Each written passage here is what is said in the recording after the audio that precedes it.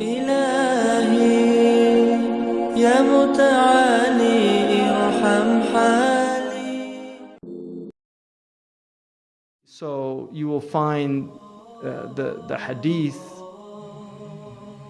are collected, and this is there's the Asr al-Wahi, which is the period of revelation in this last 23 years, and this is when the Quran is being revealed and the hadith. Initially the Prophet said, do not write the hadith with the Quran, because he did not want them to get mixed. So you'll see hadiths where he said that, and now the hadithiyun, these people, the Quraniyun who reject the hadith, they'll use these hadiths, and they see even the Prophet said, don't learn the hadith or don't write them down.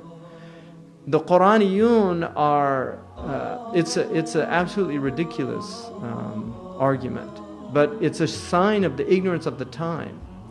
And the Prophet predicted they would come, because nobody rejected hadith in the history of Islam until very recently.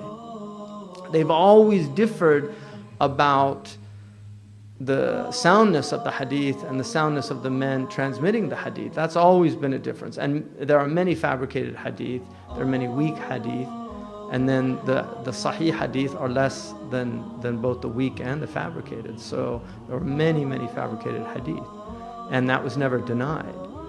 But this idea that all the Prophet ﷺ brought was the Quran, the Prophet said, do not let me find you reclining on your couches, holding up the Quran, saying, whatever you find in this book, follow it, and if it's not in this book, then don't follow it. He said, and they won't mention my sunnah. And he said, wallahi, I've been given the Quran and its like. So the sunnah is wahi. And the other thing, the religion falls apart without the sunnah of the Prophet ﷺ. There's no mention of the specific five prayers in the Quran. There's no mention of how to do the Hajj or the Umrah specifically. You won't know how to do the Hajj, the 7 tawaf. You won't know how to do the Sa'i. You won't know what you do at Arafah. You won't know about how to do the Rami. None of those things. Those all come from the hadith. And the mutawatir hadith, which it's kufr to deny them. If you deny ahad hadith, it's not considered kufr, but it's dangerous, because it very well might be revelation and you're denying revelation, but it's not considered kufr unless you deny all of them. But if you find a hadith, like some doctors find the hadith about the fly in al-Bukhari and they say, I don't accept that hadith.